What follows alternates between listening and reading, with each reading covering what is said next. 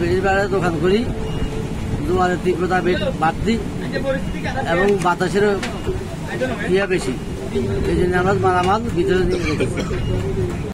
জরুরি কাজে আমি একটু ঢাকা যাইতেছি, এখন আমি ঢাকা যাইতে পারতেছি না, কোনো বুট বা কোনো কিছু নাই। আমি জাহাজে স্যার কি করি, আমার ছুটি শেষ, ইমার্জেন্সি অফিস ছুটি দিচ্ছে, এখন আমি অফিস ছুটির কারণে ইমার্জেন্সি ঢাকা যাইতে হবে। এখন আমি গাড়ায় দেখতেছি কোনো বোট বা কোনো কিছু নাই, এখন আমি তো খুব বিপদে পড়ে যাই। আমার স্যার কি থাকে কিনা এটাই সত্য।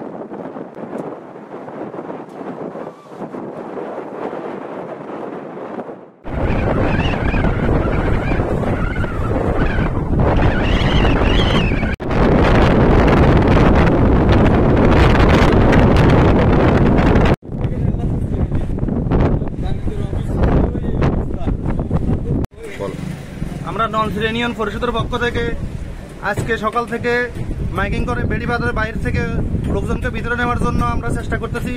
সকাল থেকে এখন আমরা আসি, সকল লোকজনকে বেড়িবাঁধের ভিতরে নিতেছি।